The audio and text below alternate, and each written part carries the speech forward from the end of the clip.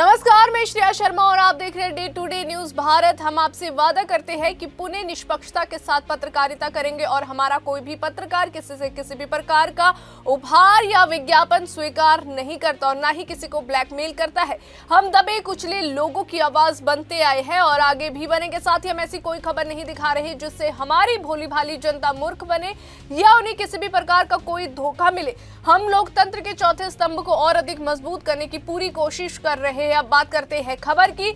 आज भारतीय न्यायपालिका के इतिहास में एक बेहद महत्वपूर्ण और ऐतिहासिक दिन दर्ज होने जा रहा है, क्योंकि माननीय सुप्रीम कोर्ट के मुख्य न्यायाधीश सीजेआई बीआर गवई अपने कार्यकाल से आज औपचारिक रूप से रिटायर हो रहे हैं और अगले ही दिन यानी सोमवार 24 नवंबर को न्यायमूर्ति सूर्यकांत देश के 53वें मुख्य न्यायाधीश के रूप में शपथ लेने वाले हैं। ये अवसर इसलिए भी विशेष है क्योंकि भारतीय लोकतंत्र की न्यायिक व्यवस्था में सीजेआई का पद न सिर्फ सर्वोच्च कानूनी अधिकार और संवैधानिक गरिमा का प्रतीक है, बल्कि ये पूरे न्याय तंत्र के संचालन, दिशा और भविष्य की नीतियों से गहराई से जुड़ा होता है। न्यायमूर्ति सूर्यकांत का शपथ ग्रहण समारोह इसलिए भी सुर्खियों में है क्योंकि भारत के इतिहास में पहली बार किसी मुख्य न्यायाधीश के शपथ ग्रहण में इतने बड़े स्तर पर अंतर्राष्ट्रीय न्यायिक प्रतिनिधि मंडल एक साथ उपस्थित हो रहा है।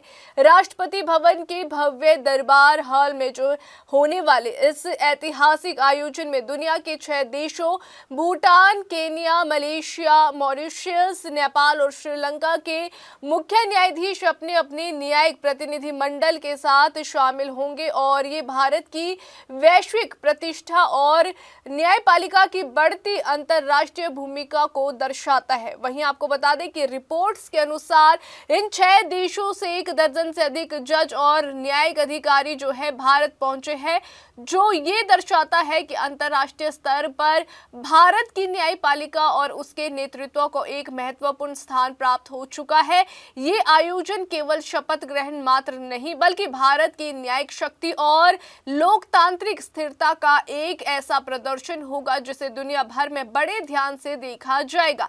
ये पहली बार है जब किसी नए सीजेआई के पदभार ग्रहण कार्यक्रम में इतनी बड़ी संख्या में विदेशी मुख्य न्यायाधीश और उनके परिवार शामिल होंगे, जिससे ये समारोह अंतर्राष्ट्रीय स्तर पर भी ऐतिहासिक हो गया है। वहीं आपको बता दें कि न्यायमूर्ति सूर्यकांत का जीवन और करियर भी बेहद प्रेरणादायक रहा है। हरियाणा के एक सामान्य परिवार से निकलकर शीर्ष संवैधानिक पद तक पहुंचने वाली उनकी यात्रा मेहनत, संघर्ष और कानूनी समझ की मिसाल मानी जाती है। उन्होंने पंजाब एवं हरियाणा माननीय हाई कोर्ट में वकालत की शुरुआत की और अपनी योग्यता, संवेदनशीलता और साथ ही जनहित संबंधी समझदारी के कारण वे धीरे धीरे न्यायिक तंत्र में महत्वपूर्ण स्थान प्राप्त करते गए। बाद में वे पंजाब एवं हरियाणा माननीय हाई कोर्ट के जज बने, फिर हिमाचल प्रदेश माननीय हाई कोर्ट के मुख्य न्यायाधीश के रूप में नियुक्त हुए और 2019 में माननीय सुप्रीम कोर्ट के जज बने। माननीय सुप्रीम कोर्ट में अपने कार्यकाल के दौरान उन्होंने कई अहम फैसलों में महत्वपूर्ण योगदान दिया, खासकर शिक्षा, कृषि, प्रशासनिक सुधार, पर्यावरण संरक्षण और मानवाधिकारों से जुड़े मामलों में उनकी न्यायिक दृष्टि को बहुत सराहा गया। उनकी व्यक्तित्व विनम्र और व्यवहारिक और साथ ही समाज की मूलभूत जरूरतों को समझने वाला माना जाता है। यही कारण है कि उनके सीजेआई बनने से व्यापक उम्मीदें बंधी है। लोग आशा कर रहे हैं कि वे न्याय प्रणाली को अधिक तेजी, पारदर्शिता और तकनीकी दक्षता के साथ आगे बढ़ाएंगे। राष्ट्रपति भवन में होने वाले शपथ ग्रहण समारोह की तैयारियों को भी बेहद भव्य और सुव्यवस्थित बनाया गया है। वहीं आपको बता दें कि दरबार हॉल में राष्ट्रपति, उपराष्ट्रपति, प्रधानमंत्री, माननीय सुप्रीम कोर्ट के जज, कैबिनेट मंत्री, वरिष्ठ अधिकारी और अंतर्राष्ट्रीय मेहमान मौजूद रहेंगे। समारोह का क्रम भी परंपरा के अनुसार तय है। पहले अतिथियों का स्वागत, फिर माननीय सुप्रीम कोर्ट के जजों का आगमन, फिर कैबिनेट सदस्यों और विशिष्ट जो मेहमान हैं उनकी उपस्थिति, उसके बाद राष्ट्रपति का आगमन और अंत में राष्ट्रपति द्वारा न्यायमूर्ति सूर्यकांत को संविधान की धारा 124(2) के तहत जो है शपथ दिलाई जाएगी। शपथ के बाद वे आधिकारिक रूप से जो है देश के नए मुख्य न्यायाधीश बन जाएंगे। ये समारोह न केवल औपचारिकता है बल्कि आने वाले समय में जो है न्यायपालिका की दिशा तय करने की एक महत्वपूर्ण शुरुआत भी मानी जाएगी। इतने बड़े पैमाने पर अंतर्राष्ट्रीय भागीदारी ये संदेश देती है कि भारत की न्यायपालिका दुनिया भर की न्यायिक संस्थाओं के लिए एक सहयोगी, भरोसेमंद और महत्वपूर्ण साझेदार बन चुकी है।